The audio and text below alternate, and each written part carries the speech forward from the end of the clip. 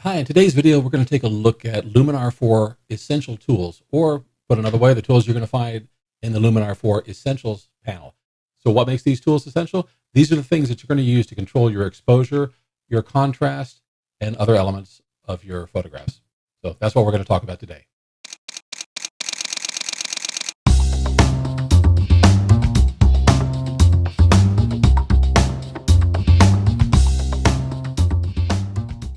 Hi, my name is William Beem. I'm a portrait photographer in Central Florida and also the co-host of the photography podcast, I Like Your Picture. If you're looking to improve your photographs, do more to help your visual storytelling, you're in the right place. That's what we cover on this channel. So if you would, go ahead, get started by clicking the subscribe button, and you'll see our tutorials every time they come out. All right, let's go ahead and dive into the Essentials panel. If you can see it right over here on the side, this little first icon, when you highlight it, says Essentials. It looks kind of like a circle with a little bunch of light rays coming around. And we're going to start with the first tool called Light. If you're familiar with other tools that are like raw conversion engines, or even if you're working with JPEGs or standard shots, you'll find this. Some of the tools that you see here are only going to work if you're working on a raw file. So for example, this profile, you'll see it says Luminar default. If you pull that down and you're working on a raw file, such as this one, then you're going to see other profiles. And as you hover over them, you'll see that it kind of changes the look. Basically, these are pre-programmed looks. So for example, if we want to do something vivid, we can take care of that. And you can choose these. You can go ahead and select one and set it as a default for your camera. Right now, I'm going to stick with Luminar default. If you don't see this, chances are you're probably working on a JPEG. So I started with this one. Let's go in the white balance. You can see the little eyedropper over here. And this one is just a little bit off. So I've got her holding a gray card. We go ahead and select that. And you can see automatically it kind of sets the white balance for you. It brings some color back into her skin. We're not anywhere near done, but it's a good starting place to make sure you've got your white balance. If you don't have something with a gray card or a neutral and you want to do another one, you've got these options for as shot and then the usual ones you might find on your camera. These don't change as you hover down for them. You've got to go ahead and select one. So for example, if I select tungsten, we've just turned her into a Smurf. So let's go ahead and fix that up and just change her back. Another way you can handle this is if you don't have a option that you like over there, you can go ahead and manually dial in your tint and temperature and just kind of make things cooler, make things warmer. And you can kind of do that to taste if you like. Same thing with a tint. So there's some creative options there. There's some corrective options there. The next thing down is your exposure. So this one, I'm just kind of drag this down and make it a little bit darker and bring her to my eye. That's kind of right where I want to be. I'm trying to avoid too many bright spots on her. The next item on the list is a smart contrast. So you can go ahead and move it over to the right and kind of add more contrast, bring it back to the left, subtract some contrast. But you're going to see that it's not really damaging your skin tone as we bring it all the way over. It's looking at some tonal adjustments, but it's got enough awareness that it's paying attention to what the highlights and shadows are and what types of surfaces that it should or should not work with.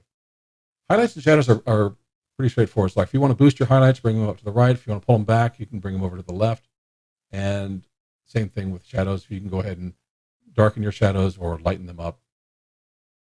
I usually like to start kind of, if I look at my center line, I just pull the highlights up a bit and pull the shadows down. What you need to do is going to vary from photograph to photograph. And it's just one of the options you can work with. Now, advanced tools, you can do the same thing with your whites and blacks. Do you want to boost your whites? And you can see like towards her skin over here on her left cheek, there's a lot of rim light coming from this light behind her. So I may want to pull those highlights back. I may want to boost the whites up so it doesn't turn to a dingy gray. And I can pull the blacks down a little bit to kind of give some depth inside of things that should have a little bit of shadow to them. Below is your curves. So you've got your standard curves and then you've got your RGB. So you can go ahead and actually do a lot of detailed work on that. We're not going to go over that so much today, but you can also slide this down kind of at the bottom to just automatically adjust a curve, almost as if you were working with a levels control. Now, there's one thing missing on the light panel for the base layer. In other words, when you just bring your photo in, that's going to be the base, and then you can add other layers to it.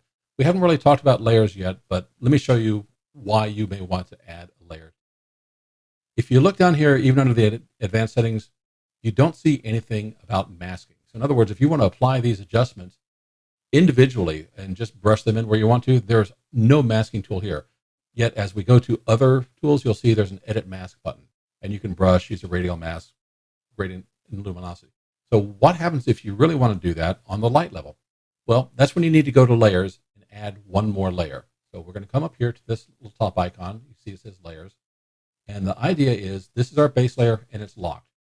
You click on these three dots, you'll see duplicate layer. Now that you have a new layer, you see we have edit mask.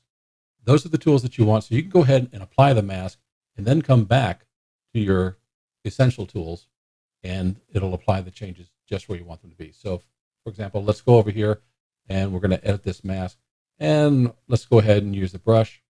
Let's say that I'm going to do something on her hair. I'm just going to very roughly and loosely kind of do this change. I'm going to come over here to the essentials and let's just change the temperature completely, change the exposure. And you can see we've made very ugly changes, but we've made them just the place where we had the mask. So if you need to do a mask on your light tools, you first need to create a new layer and then you can mask that and then you can apply the other tools. The next tool we want to look at is AI Enhance. And this is one of the things that Luminar 4 is very popular for. It's very simple and easy to use. I mean, you've got two sliders. So we can go ahead and select the AI accent and just drag the slider all the way up to 100. You can see what a dramatic change is made. Let me show you a little before and after. One slider. That's just awesome. And then there's also the sky enhancer. So if you see that we've got a sky up here, we can go ahead and slide this over and it adds kind of like if you had a polarizing filter when you were taking the photograph. So the effect is very similar to that. It'll darken the sky and it's still preserving the highlights in the clouds as well though. So I don't necessarily want to dial these all the way up to 100, but usually I'm kind of happy under 50. And even with the AI accent enhancer, I don't have to do that much, but I just want to bring it all the way up so you can see the dramatic difference. Again, let's take a look at it before and after. I mean, just two sliders and it made that much. The next tool we have is AI structure. And this one is aware of human skin. So if you've got a photo, let's say like this one, we've got a lot of detail in the feathers. I'd like to bring that out, but I don't want to destroy her skin in the process. So we can simply take this AI structure and move this up quite a bit. And you can see we've really brought the detail out in the mask and in the feathers. So if we go ahead and look at before and after. Matter of fact, I'm going to hit the compare slider so you can kind of see a little bit of before and after on either side. And you can drag this thing all the way up to 100 if that's how much detail you need. And if that's still not enough, you can go ahead, hit boost, and drag that up. So as you look at this, you can see there's just a lot more detail in the mask and feathers, but we have not destroyed her skin. We've kind of enhanced the texture in her lips a little bit, but overall, she still looks like a person that we haven't really harmed the skin at all. I typically would not imagine dragging the AI structure all the way up. Now, another thing, it starts off here at the halfway point. What happens if you bring it down? And you can see it's just kind of smudged and blurred that out. This is not something I would probably do on a global level, but I can find that if you have a need to put a mask on certain parts of it, it might be good for softening something that's a distracting element and just kind of brush it in. Color tools are also very simple. You've got choices with your saturation and vibrance. So there may be times that you really want to bring some saturation up, pull it back down. Actually, for a lot of portraits, I tend to pull saturation down, add a little bit of vibrance up, and that kind of gives me a bit of a different look than what most portraits are going to look at. If you click on the advanced settings, you'll see that you have your hue, saturation, luminance, and also a hue shift. So for example, let's say if we select the greens and we want to shift that color a little bit, we can go ahead and do that. And you can see how it affects things on both sides of the stack. So we've got a nice plant here with some purple in it. So we can go ahead and select the purple color and we could boost the saturation a bit. We can lower the luminance, kind of darken that down and just give it a little bit more punch. We can also work with a hue and kind of change that. We can change that back to a blue if we drop it down and a deeper purple if we're dragging it up. Black and white conversion is pretty straightforward as well. You can just go ahead and click this button, convert to black and white, and you've got a nice black and white to begin with. But what I really like is working with the color values in luminance and also on saturation and see how that changes. So for example, we know that she's blonde. We can look at and you can see the yellow in her skin. We can drag this over and you see that it looks like selective color, and it's very targeted based upon the color that you want. So we can do that with yellow, and let's bring up red just a little bit. And we've already brought our skin tone and everything back because it's very yellow and red kind of photo. Working with the luminance values, you can kind of decide if we take these yellows, we can drag them down and dark them up, or you can bring them up and cause a lot of highlight with them. So it gives you a way to dial in the effects of your black and white conversion. The details enhancer is where you've got an option to add some contrast on your details based upon their size. So small details, medium and large. And also this is where you can enhance your sharpening for the photo. So let's go ahead and take a look. For large details, I'm going to drag that over. So you can see the stones in the cottage. That's really getting more from your large details. We go back to the medium details, bring up the medium ones. And you can see in the trees over here that you're getting something from those clumps of leaves. And it's also just kind of adding onto the edges. Let's go ahead and zoom in just a little bit more. So there's still some detail that's happening on the cottage itself, but you can see how the leaves and the tree trunks are just getting a little bit more detail coming out. Now, when you finally get to your small details, that's when the leaves are really going to pop out. And it's not so much that you're seeing the same kind of change like on the tree trunk. So like here, the tree trunk's very blurry, but all those little details on the bark of the tree are really coming out. Screen, and take a look down here in the grass when we bring up the small details and then the medium details and then the large details. So you can see that we got definitely something with the grass when we did the small and medium, not so much with the large. So the large ones are going to affect things that really are going to be like the stones in the cottage. It's something that's a bit more substantive. Sharpening is just a slider going across over here. So as we drag that over, you can see how it's doing sharpening. But there are times when you may want to affect what's being sharpened and where. If you hit the advanced settings, you'll see that you can choose a sharpening radius and also sharpening masking. Basically, that masking is going to try and keep things to the edge. So in my case, I tend to like to bring the sharpening masking up. So I'm not sharpening everything that's in the image. I'm just sharpening the edges or the details. All right, the next tool that we want to look at is Denoise. You've got two choices here for luminosity and for color. I tend to look at luminosity first. Some people look at color first. Pick what your poison is. And I'll just drag it up about halfway to see what it looks like.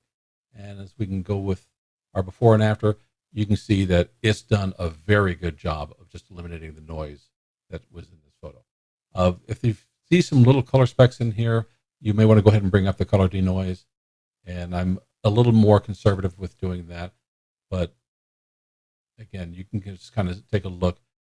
It is doing a really good job of cutting the noise out of this photograph. The landscape tool is the only tool in the Luminar 4 Essentials panel that confuses me as to why I'm not sure why this is an essential. If you take a look over here in the creative panel, you'll see that there's augmented sky, there's a sky replacement, there's sun rays. I kind of get the impression that to me, landscape should probably be more over here on the creative side, but it's not. It's here in the Luminar 4 Essentials panel. And so let's take a look at it. First off, this photo has just a little bit of a haze over here. So let's go ahead and pull this up and see if we can't clear that up just a little bit. And you can see that off in the distance, and maybe it's still there, but up close in the foreground, it's really done a nice job of pulling that haze out of the way. So here's what it looked like before and after. You can see it even cleared up the sky a little bit. You've also got a couple other things over here. Use these carefully in combination because you can get some really strange results. And just to show that, I'm going to go ahead and move them all the way up to 100.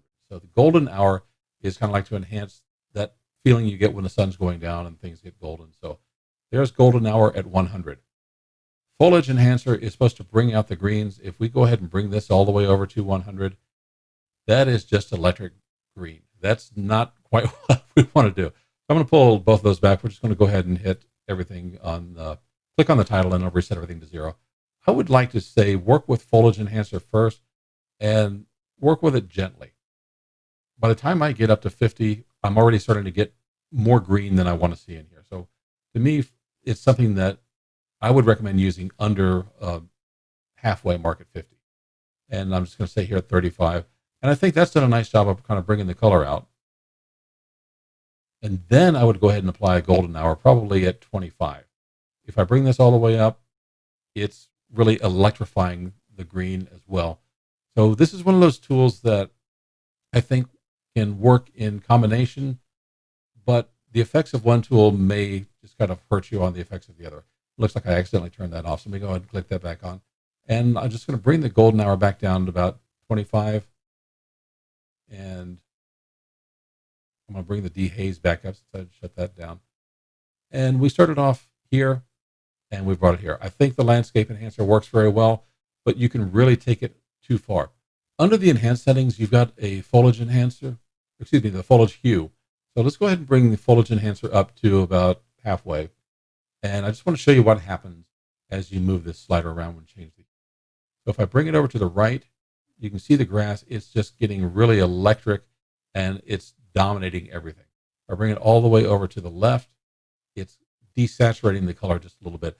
And it looks a bit more natural, but kind of dull. So it's not necessarily going to change autumn leaves out of green leaves. You're not going to go ahead and get those reds and yellow leaves that you might expect. But if you want to do some tweaking on the color of the grass and foliage that you have, that's just one extra option. The last item that we want to look at in the Luminar 4 Essential Tools is the Vignette feature. Let's go ahead and click on that. And you can choose your subject. In other words, you can say, where is the center point of the vignette going to be? So in this case, it's going to be right here on my subject. And then let me go ahead and I'm going to drag the amount way up. If you move all the way over to the right, you're going to get a white vignette. So that's kind of like your very 70s and 80s glamour shots look if you want that. Most people that I know probably wouldn't want that. I'm going to make it a very dark vignette. So you can see that it is centered around where my subject is.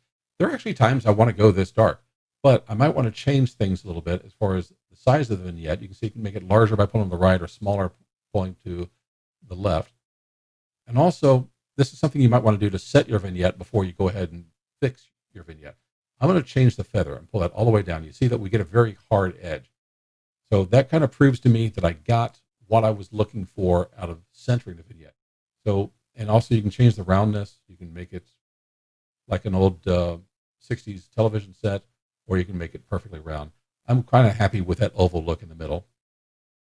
So I'm going to go ahead and bring my feather up again because it's just a bit too much. Now, this little inner light thing is just a wonderful thing. It just adds a little bit of brightness or exposure to your centerpiece. Now, typically, I am not going to have an amount of a vignette that much, but if I bring it off like this, the whole idea of the vignette is to kind of darken the edges, draw the eye to the center.